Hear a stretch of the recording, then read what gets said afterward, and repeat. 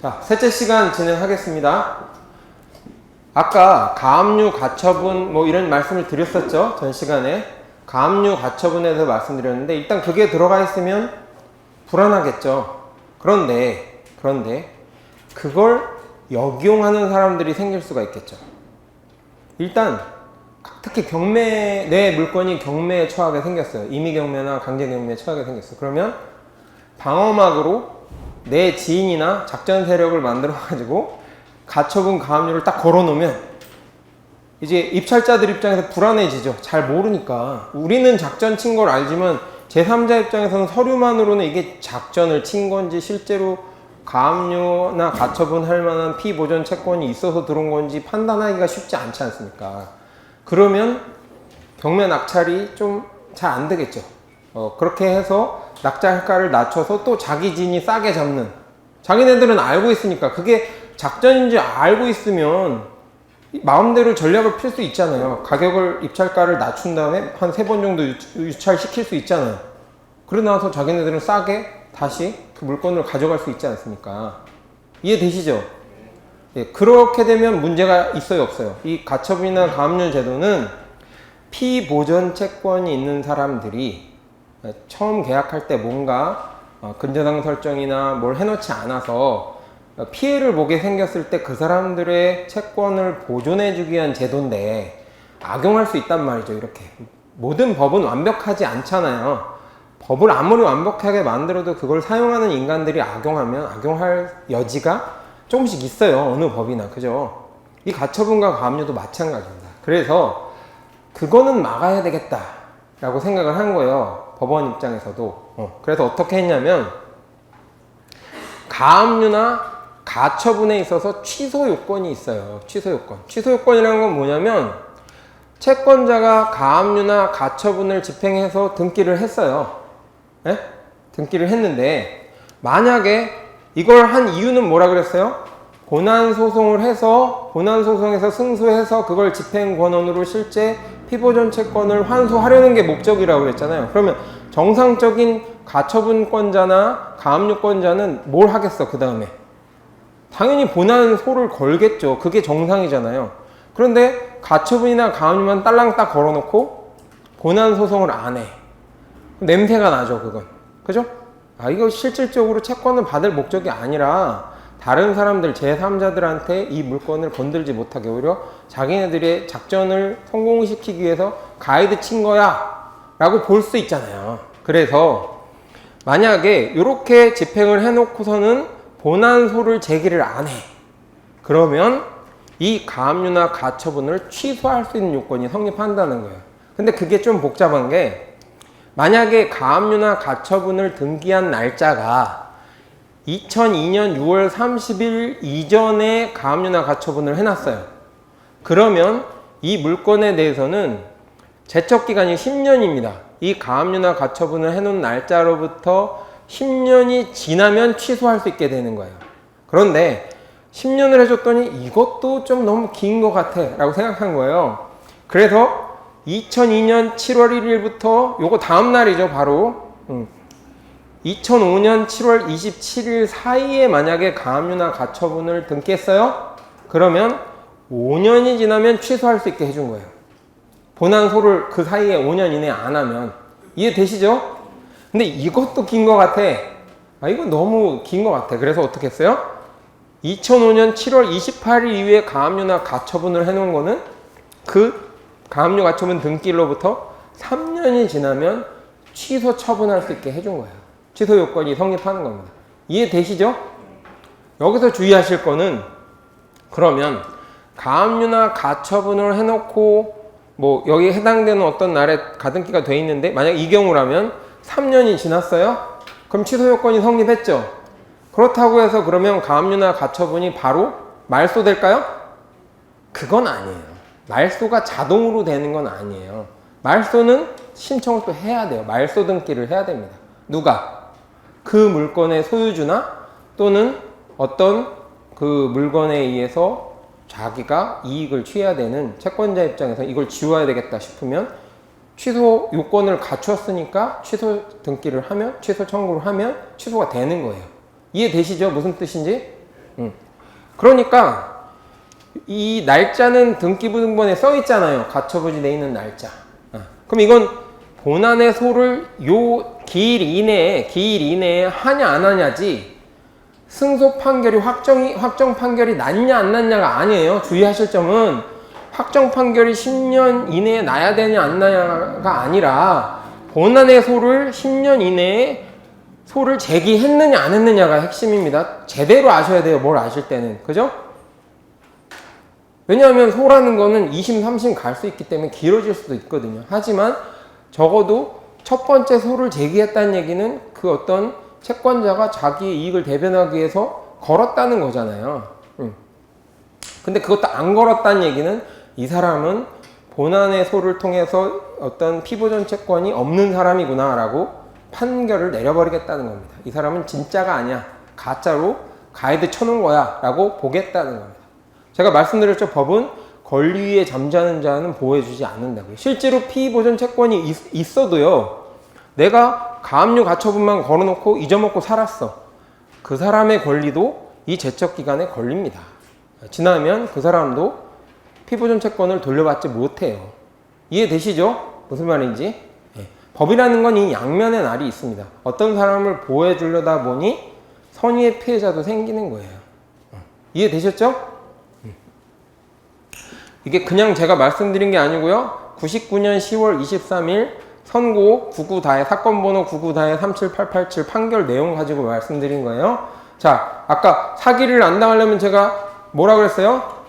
어떻게 해야 된다고 그랬어요? 첫째 시간에 복습해 보자고요. 사람 말만 믿지 말고 근거를 확인하라 그랬죠. 근거가 뭐예요? 등기부 등본인데, 자 생각해 보세요. 민법 다 공부하셨잖아요. 민법 교수님이 아마 강의 때 말씀하셨을 거예요. 민법을 만약에 모든 사례를 가지고 민법전을 만들었다 그러면 여러분들 공인중개사 합격 못했을 거예요. 너무 사례가 많거든요. 민법은 뭐예요? 뼈대만 있죠. 뼈대만. 원칙. 그래 놓고 사례, 실제 재판 판결 있잖아요. 실제 사례는 엄청 다양하잖아요. 이 사람 저 사람 채권이 엮이고 묶이고 막 왔다리 갔다리. 그죠?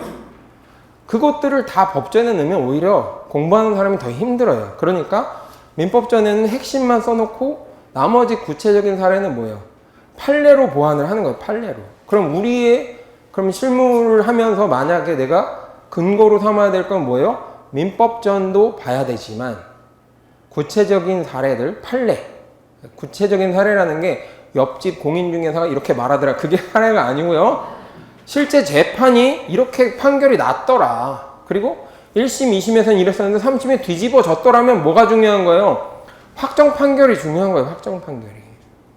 근데 판사마다 약간 해석이 다를 수 있어요? 항상 같아요? 다를 수 있어요.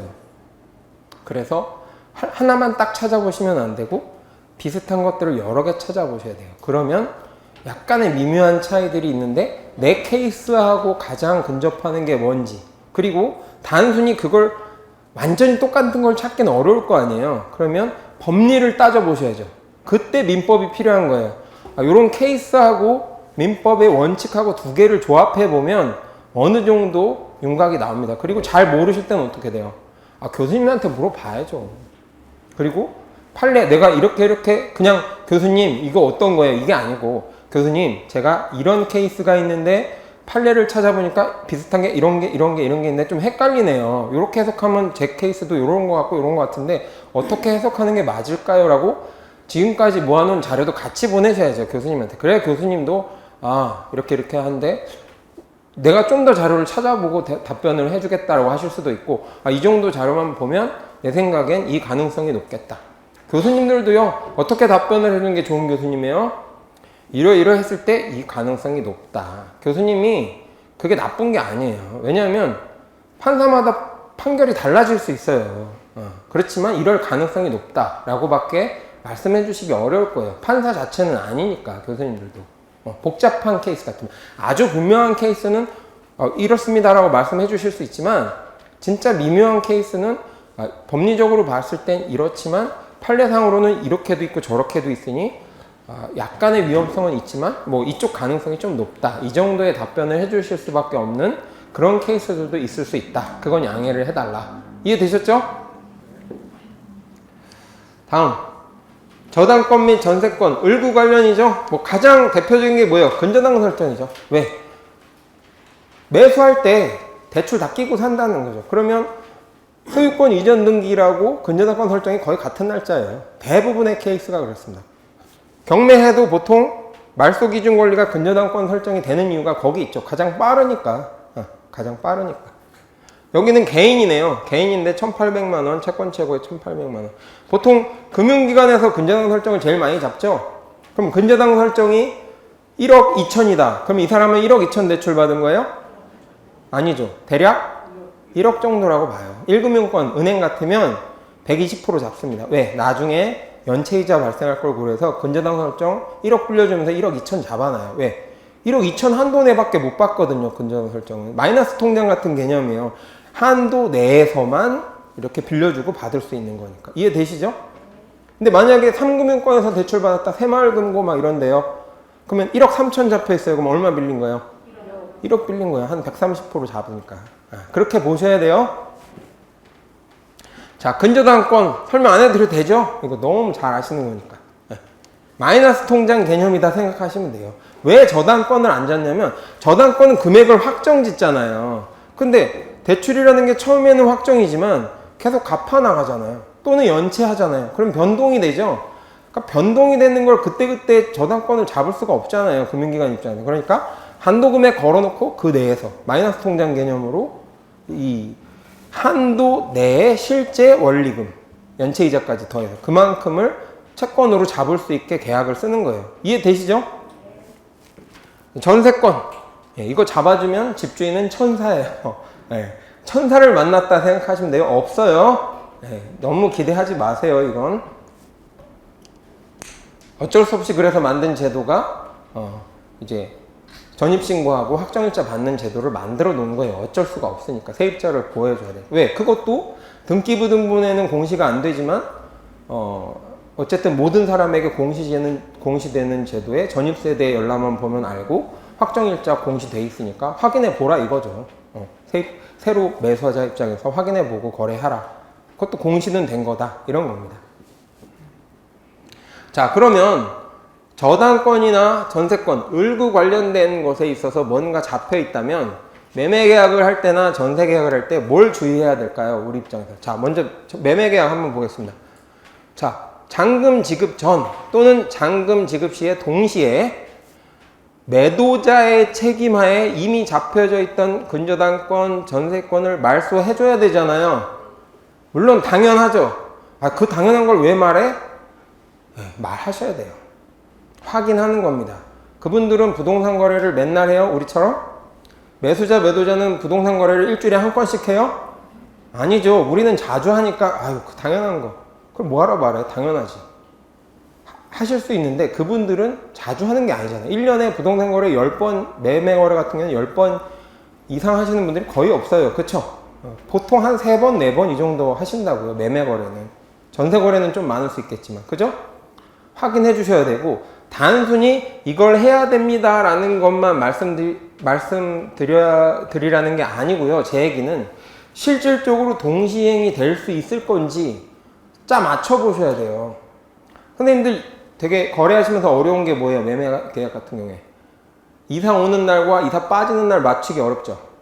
어렵잖아요. 왜냐면 그 사람은 돈을 받아야 나올 거고 이사 오는 사람은 또 이사 가는 사람은 또 돈을 받아야 가서 돈을 줄 건데 실제로는 이 두 사람만 날짜가 맞아야 되는 게 아니라 이쪽 사람 4명이 맞아야 되고 점점 확장하면 전국에 수백만 명이 맞아야 되는 걸 수도 있어요. 그쵸? 다만 좀 여유가 있는 사람이 뭐 빈집에 들어가면서 인테리어 하고 들어가서 중간에 끊기겠지만 실제 이론상으로 보면 그날 이사하는 사람이 다 맞아야 되는 거예요. 그죠? 어렵잖아요. 어렵죠? 그거 조율하는 부분에 있어서 골칫덩어리 중에 하나예요. 그런데 돈 문제도 그렇게 쉽지 않아요. 그것만 자꾸 고민하시는데 제가 보기엔 더 중요한 건 잔금 지급과 소유권 넘겨주는 거, 입주를 동시에 이행할 수 있도록 제도 만들어주는 거, 채권의 문제 다 해결해주고 이걸 딱 맞춰서 서로 동시에 이행할 수 있도록 서로 믿을 수 있게 해주는 것이 공인중개사의 되게 중요한 부분이에요. 그 시나리오를 안 짜보시면 막상 당일 가서 당황할 수 있어요. 안 될 수 있거든요. 잘못하면. 될 거라고 말만 믿으면 돼요? 안 돼요? 안 돼요. 실제로 당신이 거래하는 금융기관하고 매수자나 매도자하고 그게 이행되도록 서류가 준비되어 있는지, 접수가 돼 있고 그 날짜에 나올 수 있는지. 하루 밀린대요. 그러면 어떻게 해요? 이삿짐은 왔는데 올라가야 되는데 어떻게 할 거냐고요. 서로 애매해지잖아요. 그죠? 그런 걸 확인하셔야 된다는 얘기예요. 제가 원칙을 이해를 못 하셔서 제가 말씀드리는 게 아니라 실무적으로 동시행을 할 수 있을 시나리오가 짜져 있느냐, 그걸 따져보셔야 하는 겁니다. 그 다음에 전세권이 설정되지 않는 전세계약이 대다수라고 했잖아요. 그러면 이 부분 이제 다 확인해 보신 다음에 보증금이 얼마인지 월세가 얼마인지 뭐 이런 거 봐서 밀린 월세 뭐 연체된 월세 뭐 이런 거 해서 다 이런 부분에 있어서 상환하고 간다는 내용에 대해서 말로만 하지 마시고요. 현재 상황 서류 떠서 확인했잖아요. 등기부등본 또는 전입자 열람 신고 해가지고 다 했잖아요. 그 내용을 첨부하셔가지고 계약서에도 그 핵심 내용을 적어서 현재 상황이 이런데 계약 당일까지는 매도자 책임으로 이걸 다 동시 이행까지는 해야 된다. 그리고 그 구체적인 방법을 한번 고민해 보십시오 하고 중간중간 체크해 주셔야 돼요. 이해되셨죠? 그럴 때 문제가 안 생길 거 아니에요. 그러면 고객 입장에서 당황스러운 상황이 안 생길 거고, 이분한테 맡기면 내가 신경 쓰지 않아도 알아서 다 해주시는구나. 내가 아는 사람 소개시켜줘도 잘 해주겠네라는 신뢰감이 생기는 거죠. 제 책임이 아닌데요? 그분이 해주시기로 했는데 안 됐네요? 네, 그렇죠. 그렇지만 다시는 거래 안 할 겁니다. 골치 아프거든요. 그 다음에 전세계약의 경우에는 상기 내용과 기본적으로 동일한데 이런 케이스가 있을 수 있어요. 뭐냐면 전세입자, 전세를 들어오는 사람이 이미 이 집주인이 근저당권을 어느 정도 갖고 있는 걸 알아요. 그리고 내가 들어가더라도 그 근저당권 설정을 없애주지 못하는 상황이라는 걸 알아요. 그런데 어떤 유혹이 있을 수 있냐? 싸게 들어갈 수 있을 거 아니에요. 그러면 전세 보증금을 낮출 수 있겠죠. 그 사람은 30평을 원하는데 이 동네에 30평형대 전세 가격만큼은 전세 보증금이 없어. 근데 가족 숫자로는 30평을 꼭 들어가고 싶어. 그러면 우리 입장에서는 이런 물건도 한번 대시해 볼 수는 있겠죠. 그죠? 왜냐하면 집주인도 설득할 수 있잖아요. 근저당권 설정을 지어주지 못하기 때문에 상환이 안 되기 때문에 전세를 받아도 세입자 입장에서 불안하다. 이게 4억인데 이미 2억이 잡혀 있는데 어떻게 2억이나 3억을 전세보증금을 내라고 하냐. 뭐 1억이나 뭐 7천만 원만 받아라. 이렇게 말할 수 있잖아요. 설득이 되죠? 그래서 거래를 할 수도 있어요. 조심하셔야 되겠으나 그런 경우에는 설명을 안 하는 게 아니에요. 세입자한테 다 설명하셔야 돼요. 리스크 있습니다. 하지만 고객님 상황에서 그 보증금으로 2평형대를 얻을 수 있는 방법은 그 방법밖에 없는데 그거라도 하시겠습니까? 아니면 리스크 떠안지 마시고 작은 평형을 그냥 들어가시겠습니까? 근데 그분이 원하셨어요. 진행할 수도 있겠죠. 하지만 조심하셔야 돼요. 조심하셔야 되는 게 나중에 문제 생기면 난 그런 거 들은 거 없다. 그럴 수 있어요? 없어요? 인간은? 있어요. 제가 인간 믿지 말라 그랬죠? 서류를 믿으라고요. 서류를. 그래서 어떻게 해야 되냐?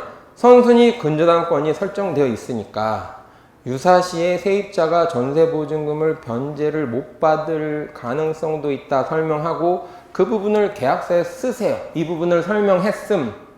이해되세요? 실제로 설명했잖아요. 거짓말을 쓰라는 게 아니에요. 설명했음. 고객도 알고 들어온 거임.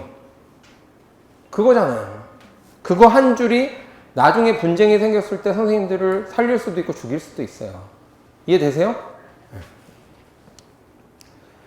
그래서 그걸 고려해서 결정하도록 하고요. 그 다음에 이미 얼마가 잡혀 있잖아요. 근저당 설정이. 그러면 그 금액으로 합의한 거잖아요. 계약서에. 그러면 계약서 쓸 때 뭘 써야 돼요? 요 금액만큼은 서로 합의해서 한 거지만 그 이후에 계약서를 작성한 이후에 더 추가로 근저당 설정을 하면 안 된다 라는 내용은 꼭 표기하셔야 돼요. 계약서에. 이거 없으면 근저당 설정 알고 들어온 거면서 내가 조금 늘렸다고 왜 그러냐. 집주인 입장에서 그렇게 주장할 수 있어요. 그쵸? 그냥 나랑 똑같이 생각할 거야. 세입자가 불안해할 테니까 더 늘리지 않을 거야. 그렇게 생각하시면 안 돼요. 정확하게 표기하셔야 됩니다.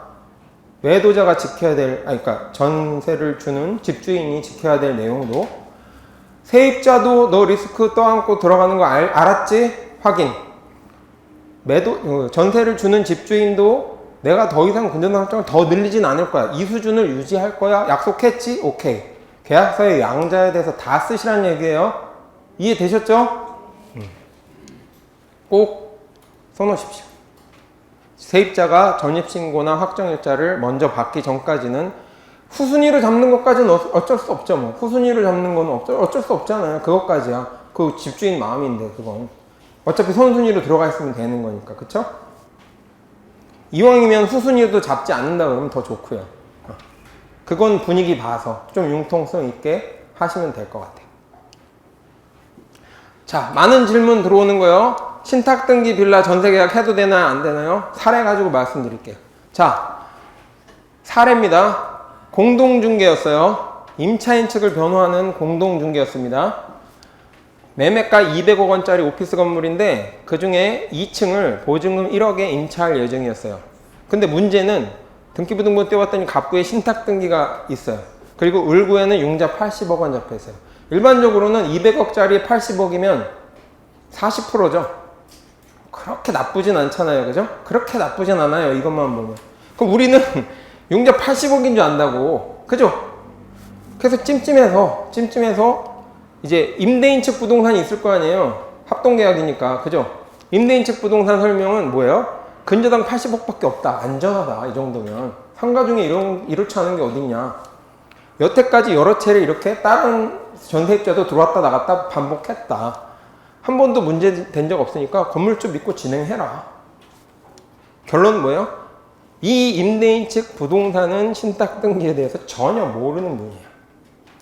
선생님들이 이런 상황이 될 수도 있는 거예요. 거꾸로 얘기하면 저런 멍청한 놈 하고 있는 게 아니라 나도 모르면 저럴 수 있는 거라고요. 아까 제가 뭐라고 그랬어요?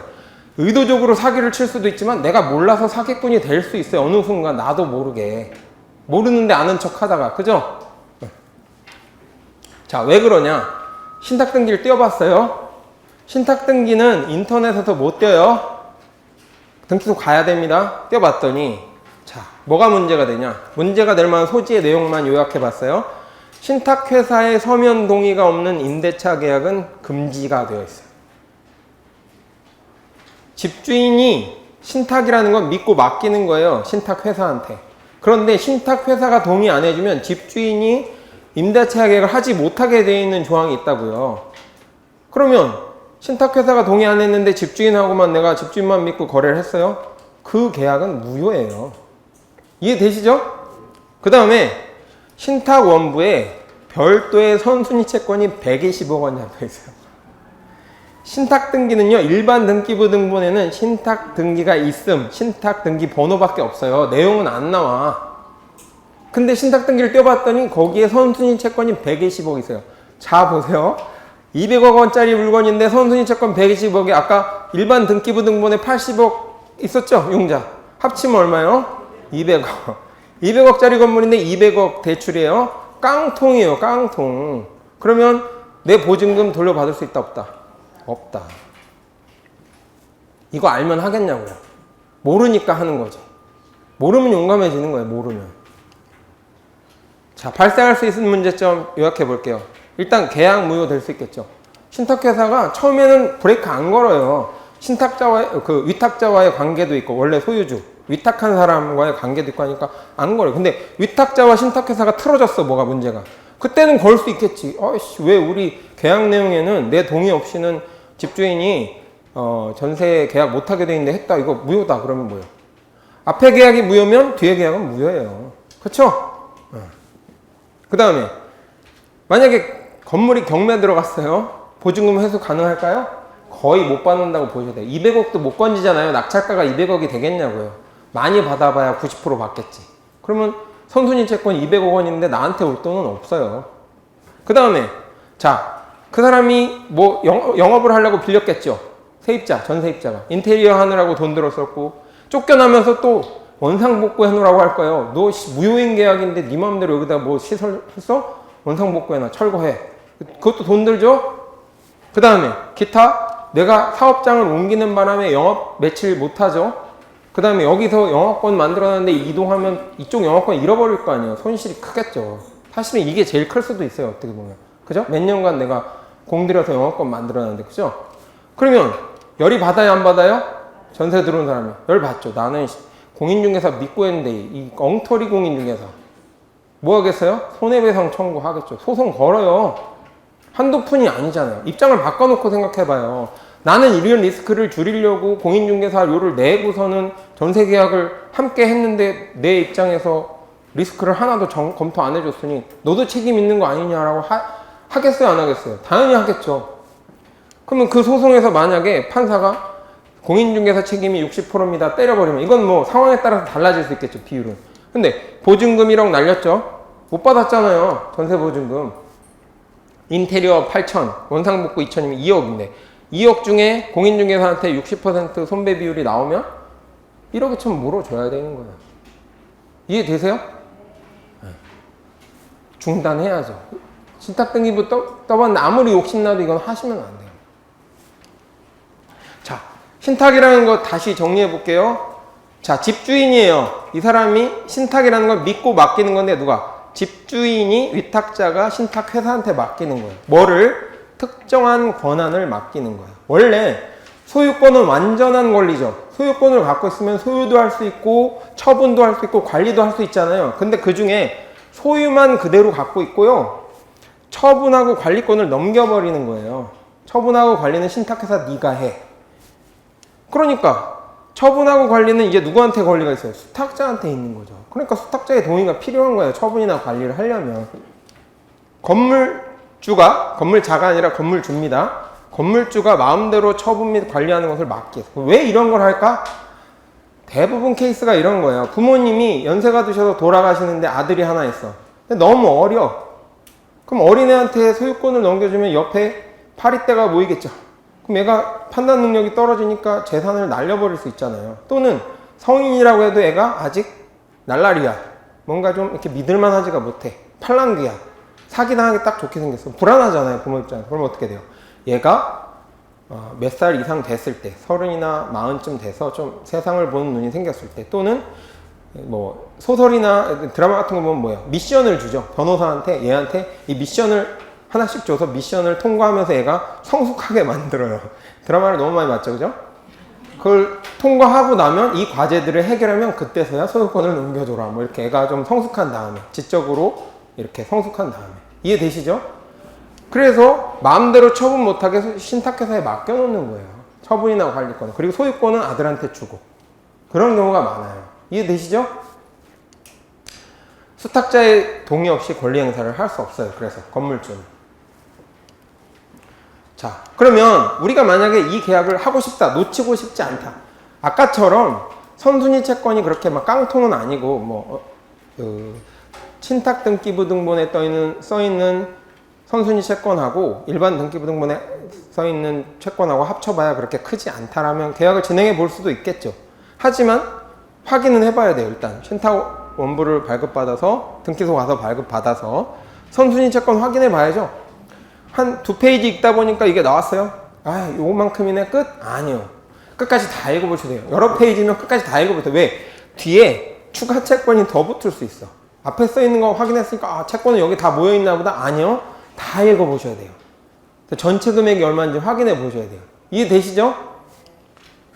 그 다음에 금지행위가 있는지 봐야 되겠죠. 금지행위가 있는지. 동의 없는 임대차 계약은 금지다 써있으면 뭐예요? 계약하려면 신탁회사 동의를 받아야 되겠네. 이렇게 생각이 연결되셔야 돼요. 그럼 뭐예요? 임대차 동의서를 요구해야죠. 누구한테? 그 집주인을 통해서 내가 권리가 있는 건 아니잖아요. 공인중개사가 신탁회사한테 내놔 이럴 수는 없어요. 권리는 집주인한테 있는 거지. 위탁자한테 얘기해서 이거 전세계약 진행하시려면요, 이 신탁 원부에 이런 내용이 있기 때문에 동의서 받으셔야 돼요. 동의 내용에는 뭐가 들어가야 돼요? 위탁자, 집주인이죠. 집주인 홍길동의 임대차 계약에 동의한다. 누가? 신탁회사가. 또 이 전세계약에 있어서 또는 월세계약에 있어서 보증금과 월차익, 그러니까 월세죠. 이 수령을 집주인이 하는 것에 대해서도 신탁회사가 동의한다. 두 가지예요. 핵심은 이 계약 자체를 동의한다. 그리고 보증금과 월세를 신탁회사가 아니고 우리는 안 받고 집주인이 받는 것에 대해서도 우리 신탁회사는 동의한다. 다 받으셔야 돼요. 두 가지는. 그냥 계약에 대해서만 동의한다? 아니요. 그러면 계약은 동의하지만 처분권과 관리권은 우리 신탁회사한테 있으니까 보증금과 월세는 우리를 줬어야지 왜 쟤를 줬냐라고 해버리면 할 말이 없는 거예요. 이해되시죠? 그 다음에 계약서나 확인 설명서에 해당 내용 넣어야 되죠? 신탁 등기가 있는데 뭐 부본 같은 거 하나 첨부하고요. 그 중에 핵심 내용 아까 얘기했던 거 있죠? 여기 체크했던 거 현재 그 신탁 등기에 써 있는 선순위 채권이 얼마가 있고 요런 상황이다. 그리고 이런 임대차 동의서를 요구해서 받았다. 첨부 해가지고 계약을 진행하는 거다. 완벽하게 핵심 내용은 요약해서 쓰고 첨부 자료로 넣으면 되죠. 부본을 이해되시죠? 요까지입니다. 신탁 등기에 대한 내용. 이해되셨죠? 개념을 이해하시면 돼요. 그래야 응용이 됩니다. 그냥 순서대로 암기만 하지 마시고요. 왜 저렇게 할까? 왜 굳이 저렇게 할까? 자꾸 질문을 던지세요. 이유를 알면 응용이 자꾸 돼요. 근데 그냥 외우시면 조금만 변경이 돼도 어떻게 할지 몰라요. 이해되시죠? 자, 대지권을 볼 때요. 비율 보는 방법이 보통 집합 건물의 경우에 비율로 표시한다 그랬잖아요. 그러면 통상적으로 두 필지다. 어떤 건물이 두 필지에 걸쳐서 집합 건물이 지어질 수 있죠. 두 필지. 800제곱미터랑 600제곱미터 두 필지에 건물이 하나가 들어섰어요. 그럴 수 있잖아요. 그럼 1400제곱미터죠, 전체. 그러면 통상적으로는 대지권 비율이 어떻게 나오냐면 1400분의 얼마 이렇게 나와요. 101호 해가지고 그 전유 부분 비율이 1400분의 20 이렇게 나옵니다. 1400은 이 건물 전체의 필지 면적이고요. 그 중에 20제곱미터만큼이 네 거 전유 부분이야. 어딘지는 모르나 비율이 그렇다는 얘기죠. 그럼 20은 어떻게 계산해요? 20은 어떻게 계산해요? 전체 전유 면적을 다 더한 다음에 나의 전유 면적을 분자로 놔요. 전체 전유 면적분의 공용 면적 빼고요. 전유 면적, 전용 면적 전체 합계분의 내 호수 전용 면적을 분자로 놓고 곱하기 전체 토지 면적을 곱하는 거예요. 그러면 내 토지 지분이 나오겠죠. 이해되세요? 전유 면적 비율로 계산하는 거예요. 토지 면적에다가. 이해되시죠? 자, 그러면 대지권은 당연히 이 비율 곱하기 전체 면적하면 20제곱미터 나올 거 아니에요. 평수로 환산하면 대략 6.05평 정도 되겠죠. 그런데 가끔 30년 넘은 30년쯤 된 건물들 보면 얘가 1400이 아닌 경우가 있어요. 그러면 이제 당황스럽죠. 왜 1400인 전체 면적이 두 필지 1400의 건물 지어져 있는데 왜 700분의 100이지? 고민하실 거 없어요. 그냥 1400분의 20이나 700분의 10이나 분수 똑같은 값이죠. 계산하면 돼요. 1400 곱하기 1400분의 20이나 1400 곱하기 700분의 10이나 값은 똑같잖아요. 20제곱미터 이렇게 환산하시면 돼요. 옛날 등기된 것들이 이런 것들이 좀 있어요. 그러니까 당황하시지 말고 이때는 이렇게 환산해 주시면 돼요. 잘 관심도 없어요. 고객들 이거 알지도 못하는 분들 많아요. 아파트 사면서 내가 토지 지분이 있는지조차도 모르는 분들 많아. 하지만 조금 아는 척하는 고객들 있죠. 그때 겸손하게 설명하면서 그 사람의 코를 좀 눌러줘야죠. 내가 너보단 낫거든 하는 걸 보여주셔야죠. 그럴 때 쓰시는 거예요. 막 아는 척하면서 토지 지분이 어떻게 되냐 했을 때 이거 이렇게 설명하다 보면 그 사람이 이건 왜 이렇죠? 왜 다르죠? 뭐 이렇게 했을 때 정확하게 알고 있을 때와 그건 모르셔도 돼요. 이렇게 하는 건 좀 다르잖아요. 그죠? 나의 진가를 보여줄 때. 다음에 이런 차이도 있어요. 1, 2필지에 대해서 1400분의 20 이렇게 표기가 될 수도 있고요. 1필지에 대해서 1400분의 20, 2필지에서 1400분의 20 이렇게 표시가 될 수도 있어요. 무슨 차일까요? 1, 2는? 실질적인 면적 대지 비율은 차이는 없어요. 이건 무슨 의미냐?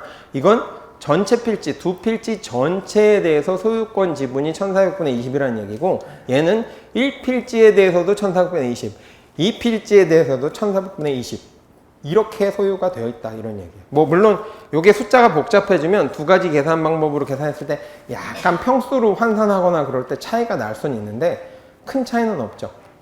큰 차이는 없지만 굳이 그 구분 설명하자면 그렇다는 얘기입니다. 있어 보이잖아요. 이런 거 얘기해 주면. 그죠?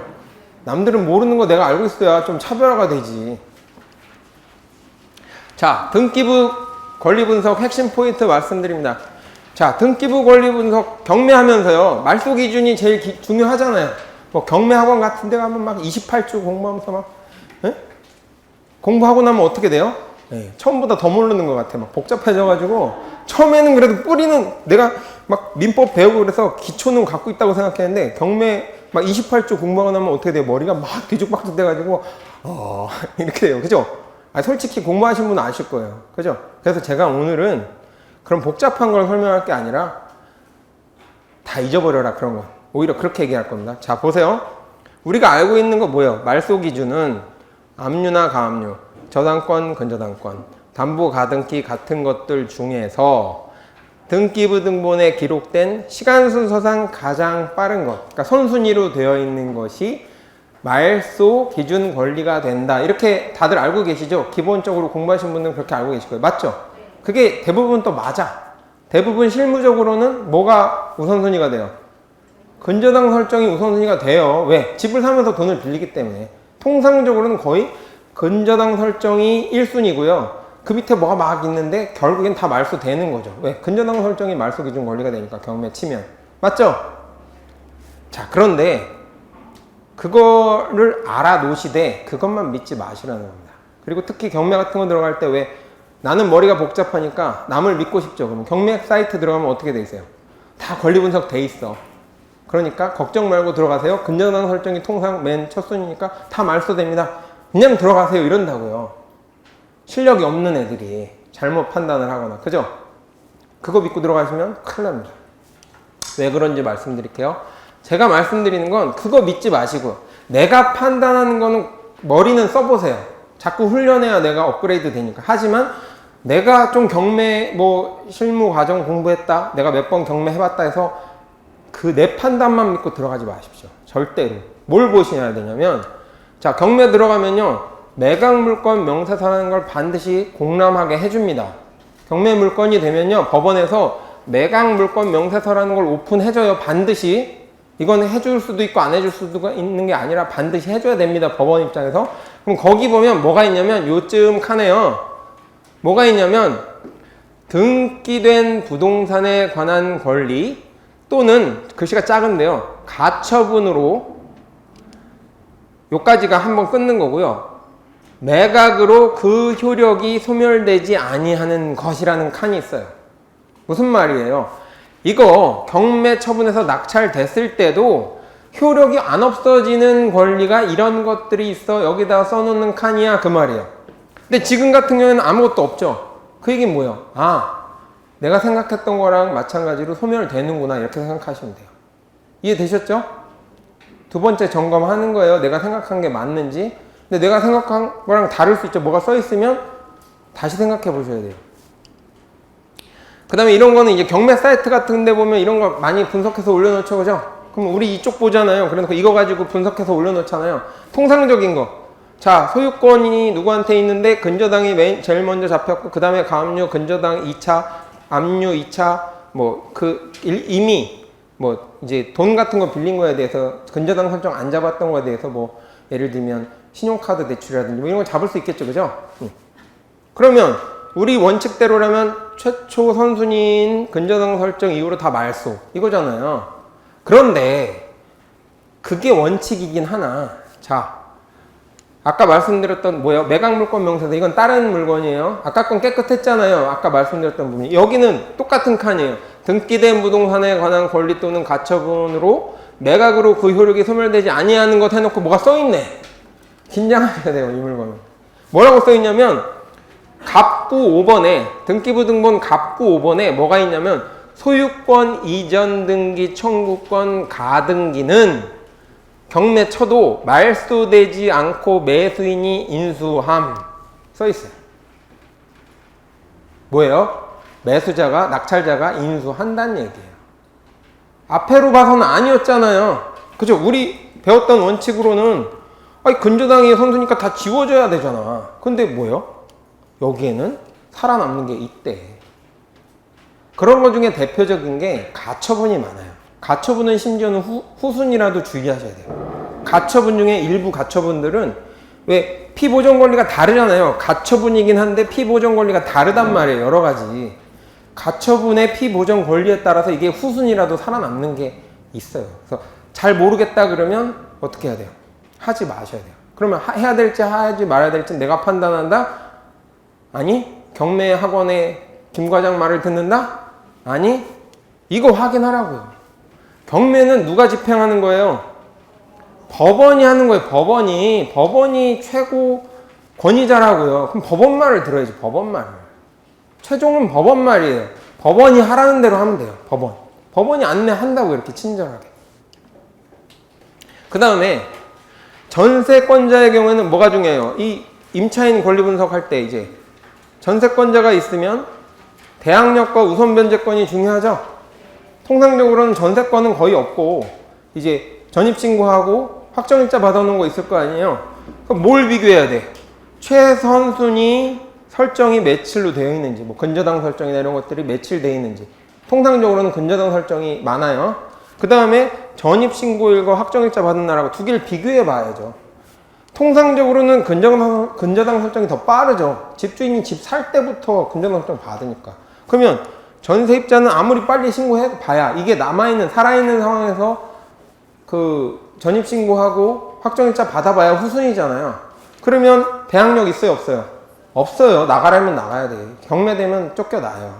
하지만 이제 배당은 요청을 할 수는 있겠죠. 근데 내가 후순위면 만약에 선순위가 만약에 금액이 크면 못 받을 수 있어요. 전액 다 못 받을 수는 있어요. 하지만 배당 요구권은 있는데. 근데 만약에 전입신고가 우연찮게 먼저일 수도 있죠. 집주인이 100% 다 내고 샀어. 그 다음에 전세입자가 들어와서 확정일자 받고 전입신고 했어요. 그 다음에 근저당 설정을 잡을 수도 있죠. 소수의 경우에.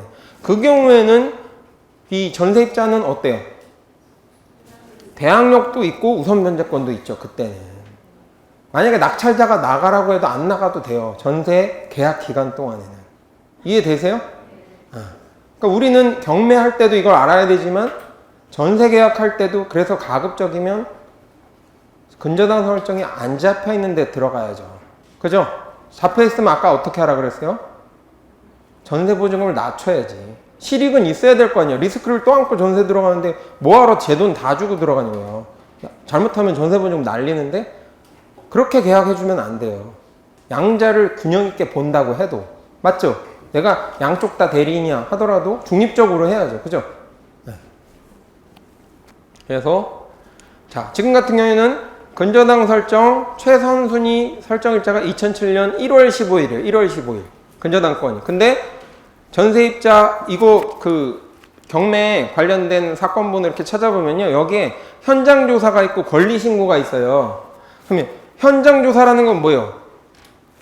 법원에서 한 명이 나가가지고 물어보는 거예요. 거기 누가 사는 똑똑똑 눌러봐서 없으면 방문 시 없음 이렇게 써요. 뭐 기다려주지 않아. 근데 있었어. 그럼 띵동 해가지고 누구세요? 아니요, 저 세입자인데요. 보증금 얼마예요? 그러면 남편이 계약해서 잘 모르겠는데 한 5천만 원에 한 걸 알고 있어요. 그러면 뭐라고 해요? 돌아와서 5천만 원 보증금 이렇게 써놓는 거예요.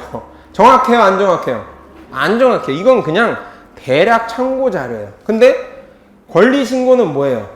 실제로 경매 집행되기 전에 뭐라고 그래요? 채권 관계가 있는 사람들은 권리에 대해서 신고하라고 하죠. 그럼 전세입자가 보통은 후순위자니까 어떻게 해요? 후순위자니까 신고할 거 아니에요. 돈이라도 일부 건져야 될 거 아닙니까? 전세 보증금을. 이건 정확하죠. 왜냐하면 첨부서를 내야 돼요. 전세 계약서. 여기 써 있는 건 정확해요. 그 현장조사에서는 보증금이 1억 원에 40만 원, 월세 40만 원인데 실제로 권리신고된 건 얼마예요? 5천만 원에 40만 원이에요. 대표적인 케이스죠. 뭐 배우자가 대신 말해준 거야. 집에 있는 사람이 배우자밖에 없어서. 이해되시죠? 또는 이렇게 크게 불러놓으면 나중에 내가 혹시 더 많이 받나? 뭐 이런 마음도 있을 수 있고요. 그죠? 불안하니까. 이해되시죠? 그러면 이 전입신고 날짜가 2008년 4월 27일이에요. 여기는 2007년 1월 15일, 여기는 2008년 4월 27일. 어디가 빨라요? 근저당 설정이 빠르죠. 그러면 대항력 있어요? 없어요? 없어요. 다만 이제 배당 신청은 할 수 있겠죠. 이해되시죠? 가장 대표적인 케이스죠. 자, 제 결론은 뭐예요? 경매에 관련해서 지금까지 배운 건 다 잊어라. 다 잊어라. 그렇다고 이게 쓸모없다 그런 얘기는 아니에요. 하지만 내가 공부한 걸로 어떤 분석을 해서 어떤 결론이 나왔다고 해서 그걸 신뢰하지는 마시라는 겁니다. 경매 고수들도 가끔 실수해요. 경매 고수들도 가끔 실수한다고요. 그러니까 선생님들이 좀 경매 뭐 28주 교육 받았다 또는 경매 몇 건 해봐서 내가 수익을 내봤다 해서 사람은 원래 운전도요 좀 익숙해지면 사고 나죠. 처음에는 잘 사고 안 나요. 왜? 겁나니까. 거의 부산까지 가잖아요. 처음에는 차선을 못 바꾸잖아.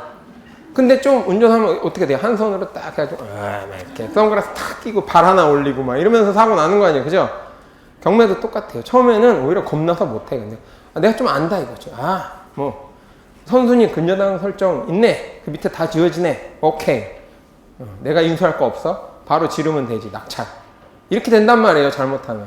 그래서 다 잊어버리시고 겸손해지라는 의미예요. 다 잊어버리시라는 얘기는 겸손해지.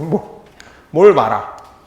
최고수가 아니라면 내가 권리 분석을 하는 데 있어서 최고수가 아니라면 최고수도 실수하는데 최고수가 아니라면 절대 본인이 판단하지 말고 뭐라고요? 법원의 안내를 따라 하라고요. 법원의 안내가 뭐였어요? 매각물권 명세서에 그 칸 인수하고 나서 소멸되지 않는 권리가 있는지 없는지 써준다니까요. 법원에서 친절하게. 그거 보라고요. 내가 법원보다 더 앞서냐고요. 법원이 아니라는데 법원이 맞다는데 내가 우겨봐야 법원이 룰을 정한 게임에서 법원을 빼고 내가 이기겠다면 이길 수 있어요? 없어요? 없어요. 시간이 다 지났네요. 핵심 요약 간단하게 해드릴게요. 핵심 요약 간단하게 해드릴게요. 자, 등기부등본이 중요한 이유 뭐라 그랬어요? 사기 예방을 위해서. 사기 예방. 갑구에 있는 소유권과 소유권 관련된 다툼, 을구에 있는 소유권 이외의 권리 다툼, 신탁등기 공시 되어 있죠? 그럼 찾아봐야지. 되어 있으면 찾아봐야 돼요. 없으면 모르지만 부동산의 역사 기록을 봐야 이 집이 깨끗한 집인지. 어떤 분들은 남아있는 권리만 등기부등본 떼어보는 분들도 있는데 어차피 이전에 지워진 것도 볼 수 있거든요. 체크하면 저는 다 보시길 바래요. 왜냐하면 이 집이 막 혼란스러웠어. 그러면 역사를 쭉 봐보면 이 집이 어떤 시나리오를 갖고 있는지를 알면 위험할 수도 있겠다 아니다라는 게 판단이 되는데 딱 살아있는 것만 보면 요즘에 왜 핵심 요약만 딱 누르면 살아있는 권리만 나오죠. 우리 그게 편하잖아. 여러 개 보기보다 그거 띄워보고 끝낸단 말이에요. 근데 그러지 마시고요. 공부 차원에서라도 전체 기록을 다 보십시오. 말소된 거는 왜 말소됐을까? 흐름을 한번 제가 아까 왜 가족들 쫙 나온 거 보고 제가 시나리오 써봤잖아요. 아버지가 돌아가셔서 상속이 됐는데 어머니가 또 돌아가시면서 상속이 됐는데 시나리오를 써보는 거예요. 자, 훌륭한 군인은 지도를 보면요. 물이 흘러가. 막 새가 막 날아가. 새소리 들려요. 그 지도를 보고 그렇잖아요. 근데 지도는 선은 선이고 색은 색이다 이래버리면 이건 훌륭한 군인이 아니지. 소대원들이 이제 엉뚱한 산으로 몰고 가는 애들이죠. 중대장이 여기로 가라 그러면 A산 가라 그러면 B산 가가지고 여기가 아닌가 봐. 그래서 군대에서 뭐라 그래요? 빠꾸 소대장이라고 그런 애들이. 빠꾸. 야, 여기가 아닌가 봐. 빠꾸. 뭐라 그러죠. 그죠? 제가 ROTC 출신인데 그런 동기들 많이 봤어요. 다음. 시간이 없어서 동영상을 생략하고요. 자, 등기부등본상에는 아무 문제가 없었는데요. 실제 문제가 생길 수가 있어요. 어떤 케이스가 있었냐면 남편 오씨랑 송씨가 부부였어요. 남편 오씨가 사망했어요. 그럼 상속이 되겠죠. 상속이 됐는데 송씨가 그 집 자기 소유자가 됐잖아요. 이제 원래 남편 명의였는데 그래서 이씨한테 팔았어요. 등기부등본 떼봤는데 송씨가 주인 돼 있고 아무 문제 없잖아요. 샀어요. 그런데 몇 년 있다가 뭐가 밝혀졌냐면 송씨가 남편을 내연남과 짜고 니코틴 원액을 주입해서 송씨를 살해했어요. 그게 밝혀졌어요. 그러면 이분은 뭐가 되냐면 상속 결격 사유가 됩니다. 위해를 가했잖아요. 피상속인을 내가 죽여서 상속받은 거다. 그렇게 되면 상속 권리가 박탈돼요. 그래서 무기징역 갔어요. 근데 문제는 이 사람이 상속권이 박탈되면 후순위자한테 갈 거 아니에요? 상속만 설명해도 길어서 제가 중간에 생략하고요. 어찌됐든 송씨가 상속 결격 사유가 되면서 조카인 오씨가 상속자가 됐어요. 그래서 오씨는 나한테 올 거였는데 잘못 가서 이게 무효잖아요. 송씨한테 간 게 무효죠. 무효인 상태에서 매도가 된 거잖아요. 돌려줘라고 소송을 걸었어요. 누가 이겼어요? 조카 O 씨가 이겼어요. 그래서 E 씨는 집 뺏겼어요. 자, E 씨는 등기부등본 봤죠? 근데 잘 봤잖아요. 아무 문제 없잖아요. 등기부등본상에 문제 있어요, 없어요? 없어요. 그러지만 소유권 뺏길 수 있어요. 겁나죠? 겁나지 않으세요? 이걸 듣고도 겁나지 않으면 안 돼요. 겁나셔야 돼요. 다만 이런 일이 많다 적다. 드물다. 이런 나쁜 사람이 많으면 이민 가야죠, 빨리. 우리 사회가 그 정도면 이민 가야지. 근데 그렇진 않아요. 그래서 그렇게 걱정에 떨면서 사진 마시고요. 그럼 어떻게 우리 입장에서는 대응해야 될 거냐? 첫째, 그래서 제가 다 떼어보라는 거예요. 이 소유권 등기부등본의 역사를 말소된 것까지 다 떼어보라는 겁니다. 소유권이 너무 이전이 빈번해. 그리고 단기간 소유했다가 매도한 건이 많아. 또는 최근에 그랬어. 이상하잖아요. 보통은 소유권이 이전됐으면 5년 정도는 들고 있다 팔지 않나요? 왜? 그래야 양도소득세도 좀 공제되고 뭐 이런 혜택이 있잖아. 근데 막 한 2달 만에 자꾸 막 매도가 되고 소유권 이전된 지 2달밖에 안 돼 매도해. 그러면 내가 등기부등본 떼보니까 그래. 매도자가 나한테 의뢰했는데 그런 물건이야. 그럼 어떻게 생각해봐야 돼요? 물어봐야죠. 살짝. 기분 나쁘지 않게. 2달 만에 매도하시나 봐요. 전소유자분은 누구 어떤 관계이신가요? 뭐 이렇게 기분 나쁘지 않게 살짝 떠보는 거예요. 그 사람이 꿀이면요. 막 퉁명스럽게 답이 나와. 그러지 않겠어요? 나는 숨기고 싶은데 자꾸 알아내려고 하면 짜증나잖아요. 그러면 이상하구나 생각하셔야 돼요.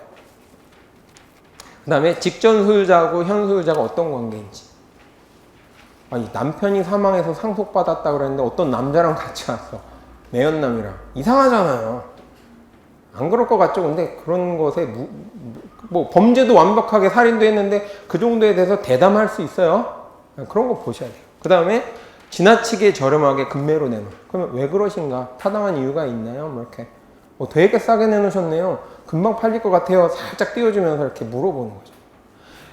근데 우리가 형사도 아니고 이거 한다고 해서 다 알아낼 수 있다 없다? 없어요. 그럴 때는 약간 찜찜하다 그러면요. 권원보험이라는 게 있습니다. 권원보험. 뭐냐면 내가 만약에 부동산 거래를 했어요. 등기부등본 확인하고 했는데 이렇게 문제가 생길 수 있잖아요. 그것에 대해서 소유권에 대해서 문제가 생기면 보험회사가 이 보험을 가입한 고객에 대해서 매수자죠. 매수자가 권원보험에 가입하는 거예요. 근데 내가 소유권 뺏겨버리면 손해 났잖아요. 난 잔금 다 줬는데. 그렇다고 감옥에 가 있는 송 씨한테 돈 받기가 쉬워요, 어려워요? 거의 불가능하다고 보죠. 그래서 권원보험에 가입을 하고 매수를 하면 그 손해액에 대해서 보험사가 이 씨한테 먼저 보험 가입한 한도 금액 내에서 돌려줍니다. 그리고 그 손해액에 대해서 송 씨에게 구상권을 보험사가 청구하는 거예요. 이해되시죠? 그러면 어쨌든 매수한 이 씨는 빨리 환수가 되잖아요. 그러면 또 다른 집 살 수 있을 거 아닙니까? 뭐. 그죠? 그런 제도가 있어요. 원래는 이게 국가가 해줘야 될 건데 국가가 해주고 있지는 못해요. 우리나라는 왜 공신력이 없잖아요. 형식적인 심사 제도이기 때문에. 네. 이해되셨죠? 정 찜찜하면 이거 가라. 촉이 있어야 돼요. 근데 촉이. 모든 걸 다 할 수는 또 없잖아요. 이런 거 싫어하는 분도 있어요. 그래서 만약에 내가 서비스를 잘해주겠다 싶으면 보험 영업을 하시라는 게 아니라 손해보험사 자격증을 하나 따세요. 그래서 권원보험만 내가 해드릴 수 있는 자격을 취득해 놓고 찜찜하다 또는 고객한테 설명했을 때 고객이 원한다. 그러면 계약해주세요. 그러면 용돈도 벌고 고객은 또 그거 알아보려고 보험사 찾아보고 그러면 귀찮잖아. 근데 공인중개사가 계약도 진행해주면서 권원보험도 같이 깔끔하게 내용 설명할 필요도 없잖아요. 다 아니까 계약 내용을. 그러면 일부러 보험사에 또 계약하려면 어떤 계약서 뭐 보내주세요, 뭐 설명해주세요. 복잡한데 그냥 알아서 중개사가 다 해주면 편할 거 아닙니까? 그것도 차별화된 서비스가 될 수 있어요. 자, 그래서 고객 브리핑 포인트는 뭐예요? 리스크나 문제점이 있으면 꼭 언급하셔라. 이거 말하면 계약 안 한다고 그러면 어떡하지? 말 안 하고 계약하면 그게 더 문제예요. 말 안 하고 계약하면. 왜 그런지 이해되시죠? 꼭 말씀하시고 말씀만 하시면 된다? 아니, 문제될 소지가 있으면 계약서에 확인했음, 설명했음 꼭 적어 놓으시라고요. 그 다음에 리스크가 있는데 그대로 그냥 리스크 방치한 대로 계약하세요 그러면 계약을 하겠냐고요. 고객이 할 수가 없잖아요. 이렇게 리스크를 줄이도록 제가 상대 측하고 협의를 해보겠습니다. 그래도 불안하시면 권원보험 가입하시죠. 제가 그것도 처리해 드리겠습니다. 그 다음에 리스크는 있지만 전세보증금을 싸게, 이 돈이면 20평밖에 못 들어가실 텐데 30평은 살 수 있잖아요. 그리고 제가 전세보증금에 문제가 생길 가능성을 낮추기 위해서 충분히 버퍼 고려해서 전세보증금을 집주인한테 낮춰보겠습니다. 한번 정 원하시면 리스크가 없진 않지만 들어가 보시죠 하고 조율은 해볼 수 있죠. 그러면 계약을 날리지는 않을 거 아니에요. 그죠? 상대방도 알고 들어가는 거고 나도 설명했으니까 리스크 충분히 다운시켜서요. 그죠? 자, 계약서나 확인설명서에 뭐가 들어가야 된다고요? 계약 당시의 사항, 이런 내용들 들어가야죠. 잔금시까지 이행 의무 들어가야 되겠죠. 그죠? 현재의 상황과 잔금시까지는 어떻게 이행을 할 거냐, 두 가지 다 들어가야 돼요. 맞죠? 갑부의 경우에는 사실은 거래를 안 하는 게 낫겠죠. 이게 문제가 있다면 대부분 그 잔금시까지 해결 못할 가능성이 높은 건이에요. 웬만하면 하지 마세요. 확실하게 뭐가 대안이 있다라고 하면 모르겠지만 말만 믿진 마시고요. 또 그리고 어떤 구체적인 대안에 대한 증빙들을 확인할 수 있을 때 가급적이면 하지 마셔라. 근데 을구의 경우에는 뭐 압류나 가압류는 또 금액이 작다면 한번 해볼 만하죠. 왜? 갚으면 되니까. 갚으면 끝나는 거 아니에요. 하지만 가처분과 가등기는 얘기가 좀 달라요. 그 다음에 을구의 경우에도 근저당권 전세권 있으면 소멸시키기로 한다. 매도자가 책임지고 어떻게 할 거냐 정확하게 언급하시라는 겁니다. 그리고 전세권 설정하지 않은 전세계약이 대부분이잖아요. 그러면 이 경우에도 꼭 전입 열람원 확인해 보시고 이제 이 월세랑 보증금이 어떤지 꼭 세입자랑 직접 만나서 확인해. 집주인 말만 믿으면 안 돼요. 계약서 같은 걸 좀 보여주면 모르겠지만 계약서 보여주더라도 세입자 자연스럽게 이렇게 집 보러 갔을 때 만나면 살짝 집 보러 온 매수자 말고 모르게 살짝 확인도 해보고 뭐 이런 노력이 필요합니다. 그래서 확인을 꼭 해보셔라. 그리고 계약서에 꼭 넣어라. 이행 방법까지 동시이행이 가능할지에 대해서 반드시 시나리오를 써봐라. 그게 그림이 안 나오면 계약을 덜컥 하는 것보다는 좀 더 깊이 생각해보고 하는 게 낫다. 신탁부동산의 경우는 뭐라 그랬어요? 신탁 원부 꼭 떼어보시라고 그랬죠? 계약서 내에 첨부서류로 사본 넣으세요. 꼭. 그리고 금지행위가 있다면 계약서의 내용에도 이걸 넣는 거예요. 신탁 원부에 이런 금지사항이 있다. 그래서 우리는 임대차 동의서를 신탁회사로부터 받았는데 그 내용에는 보증금과 월세를 위탁자한테 주는 것까지 포함, 이 전세계약을 진행해도 된다는 거 포함되어 있다. 이렇게 해놓으면 나중에 문제가 생겨도 나는 할 도리를 다 한 거잖아요. 중개사 입장에서는. 그죠? 자, 이 그림 뭐예요? 레이스, 자동차 레이스. 집에 스포츠카 한 대씩 다 계신가요?